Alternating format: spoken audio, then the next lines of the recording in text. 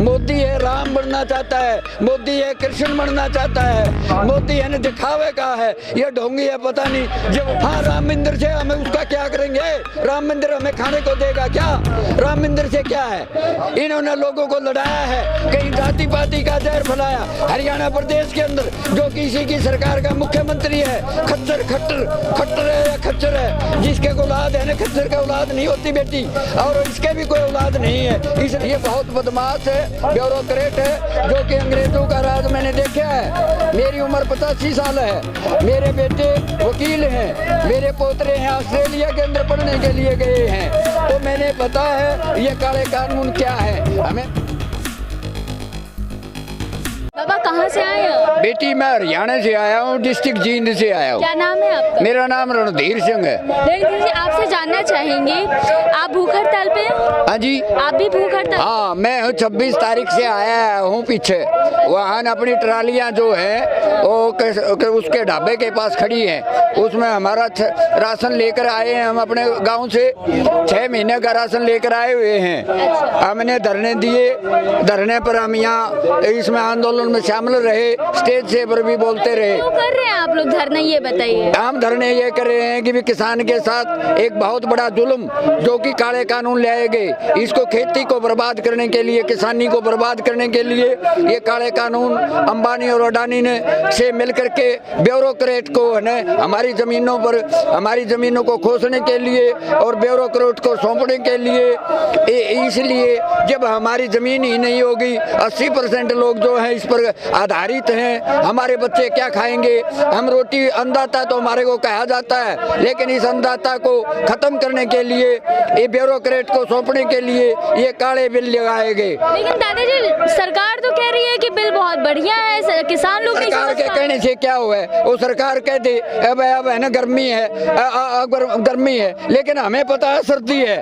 हम जब हमें ट्रैक्टर की जरूरत हो और वो कहे बुलडोजर दे दो, बुलडोजर ले लो, बताओ हम बुलडोजर को फूकेंगे। हमारा तो किसान आधारित तो है, वो बिलों का है ना, वो कहता है भाई ये तो भोले जाट हैं, ये किसान है, इनको पढ़ना नहीं आता। हरियाणा का जो किसान का बेटा हिंदुस्तान में IAS में फर्स्ट आया है, वो मेरा इसी जिले का, सोनीपत जिले का बच्चा है। वो कहते हैं अनपढ़ है ये, लेकिन हमने पढ़ लिया है। ये बहुत बदमाश है, ब्यूरोक्रेट है, जो कि अंग्रेजों का राज मैंने देखा है। मेरी उम्र 85 साल है, मेरे बेटे वकील हैं, मेरे पोतरे हैं ऑस्ट्रेलिया के अंदर पढ़ने के लिए गए हैं, तो मैंने पता है ये काले कानून क्या है। हमें पढ़ा है भाई, इसके फायदा नहीं देखना, हमने अपने किसान का, इसके फायदे के हैं ये जो हमारे बता रहा है, इसके फायदे के हैं मोदी के, क्योंकि ये ब्यूरोक्रेट से पैसा लेता है और चुनाव लड़ता है। कहीं हिंदू मुसलमान का नारा देता है, कहीं यह इनको आतंकवादी बताया जाता है। पंजाब के किसानों ने, पंजाब, मेरा जन्म भी पंजाब का है। जब हमारा जिला जो है संगरूर होता था,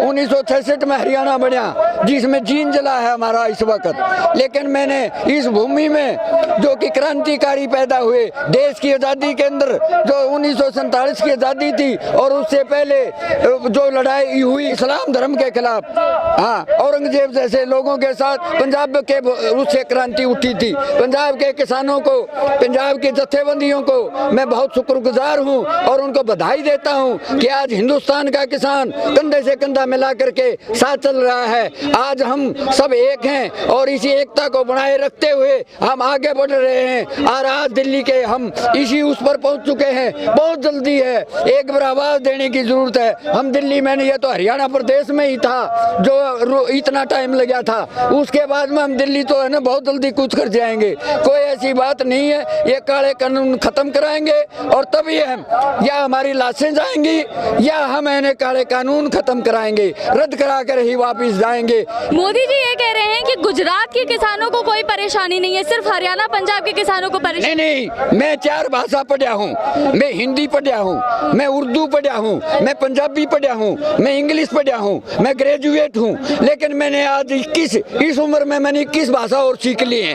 21 प्रदेशों के आदमी, यहाँ तमिलनाडु का किसान आया, यहाँ गुजरात का किसान आया, यहाँ उत्तर प्रदेश का किसान आया, यहाँ राजस्थान का किसान आया, यहाँ तमिलनाडु का किसान आया, पश्चिमी बंगाल का किसान आया। ये कौन कहता है? मोदी। मोदी तो है ना, इनको भी आतंकवादी बताता है। ये आतंकवादी हैं, ये देश के परवाने हैं, देश के दीवाने हैं, देश को बचाया। हिंदू आज के ही दिन, जो कि आज गुरु पर्व है, गुरु पर्व के अंदर चांदनी चौक में गुरु तेग बहादुर जी ने अपना शीश कटवाया था। इन्हीं लोगों के, इनके जो वारिस हैं, उन्हीं वारिसों को ये कहा जाता है कि ये आतंकवादी हैं। ये आतंकवादी नहीं है, ये किसान हैं कि तार पीड़ो करना चाहते हैं, तार पीड़ो करना चाहते हैं। इस देश के कानूनों को हम जानते हैं, लेकिन ये दुनसी भाषा इसने सीखी है, ये हमारे देश की भाषा को समझता नहीं, क्योंकि ये दुनिया का सबसे बड़ा लोकतंत्र है। लोकतंत्र के अंदर धरने और शांति से चले जाते हैं। ये उस पार्टी का नेता है जिसने आजादी की लड़ाई में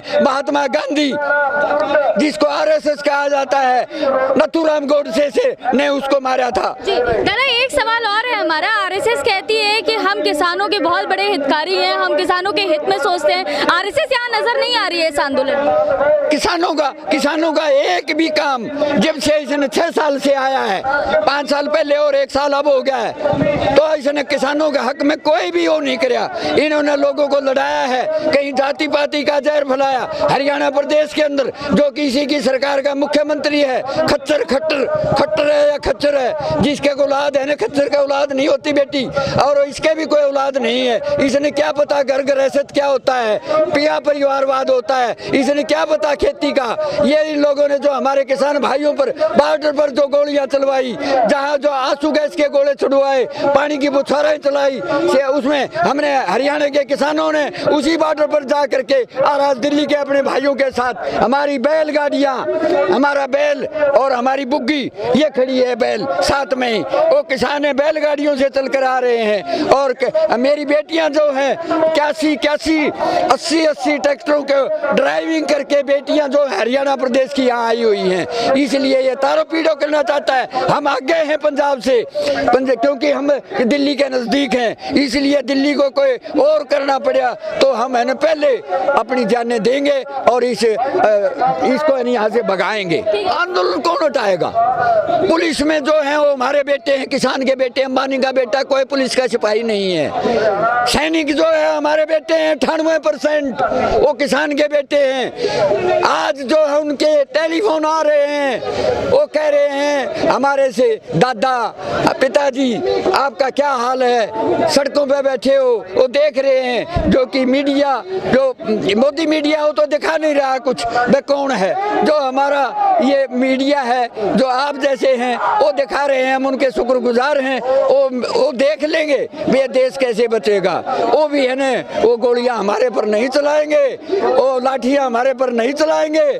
हम है ना, हम दूसरा हथियार जानते हैं, वो लाठियां किसके होती हैं। लाठियां हमारे किसान के पास हैं। यदि लाठियां उठानी पड़ी तो हम लाठियां भी उठा करके दिल्ली के तख्त को बदल देंगे।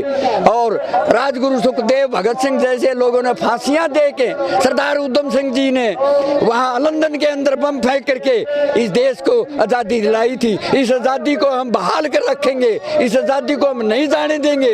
ये जो आंदोलन है, स्वतंत्रता सेनानी जिन्होंने ये आजादी दिलाई थी, उससे कम नहीं है। ये वारिसता का और पहचान का है। किसान हैं, किसान रहेंगे। किसानों का जो मनोबल है वो ऊंचा है। ठीक है, एक सवाल और है बाबा आपसे। मोदी जी कहते हैं कि हमने भीख भी मांगी है, हमने चाय भी बनाई है, ठीक है, तो आज जब किसान सड़कों पर हैं, परेशानी में है, तो उनको उनकी परेशानी नहीं दिख रही है? हमारी एक कहावत है गामा में, उसको कहते हैं माँ पर पूत पिता पे घोड़ा, गढ़ा नहीं तो थोड़ा थोड़ा।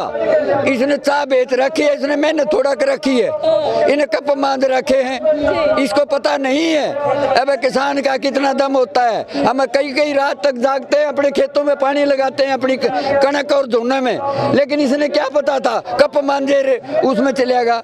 लेकिन ये है ना, इस बदकिस्मती थी इस देश की। अगर ऐसे इस देश के प्रधानमंत्री बने, आजादी का जो मजा आना चाहिए था, आजादी तो हमें ऐसे मिली थी, वह हमें गुलामी से आजादी मांगेंगे, किसान का भला होगा, गरीब का भला होगा। लेकिन आज किसान है, वो अन्नदाता जो है वो भूखा सोता है और इस सारा उसका पेट भरता है। इसलिए ये आजादी नहीं बर्बादी है। ऐसे प्रधानमंत्री को मैं तो ये को लानत गलत है, बद दुआएं दे रहे हैं। सारा हिंदुस्तान का किसान मजदूर जो सड़कों पर बैठा है वो बद दुआएं दे रहा है। परमात्मा हमारी सुनेगा, वाहेगुरु हमारी सुनेगा और इसका बेड़ा गर्क होगा और इसका नाश होगा और ये है इस गद्दी पर नहीं रहेगा। किसान का भला होगा, आंदोलन हमारा चलेगा। कितने दिन चलो, हम हैं या अपने इन कानूनों को रद्द करवाएंगे। नहीं, हमारी लाशें वापस जाएंगी। हम हैं इस तरह से जिंदा रहने के काबिल नहीं। पाप को सहने वाला पाप के करने वाले से ज्यादा दोषी होता है। यदि हम इसी तरह से चले गए, भाई ये नहीं मानेगा। ये इसने क्या देखा है? इसने देखी नहीं माता मसानी, इसने खसरा नहीं देखा, आडफोर खसरा नहीं देखा। ये है ना, वो नोटबंदी ले आया, कामयाब हो गया, 370 को करके उसमें कामयाब हो गया। हाँ, राम मंदिर से हमें उसका क्या करेंगे? राम मंदिर हमें खाने को देगा क्या? राम मंदिर से क्या है? राम मंदिर बनाने से कुछ नहीं। राम है ना, राम सबका है, लेकिन राम मंदिर के अंदर भी इसने अपनी उसको दिखाया है। उस मंदिर में बहुत बड़े बड़े सोने चांदी के अक्षरों से लिखा करके उसकी नीमों में गड़वाए हैं।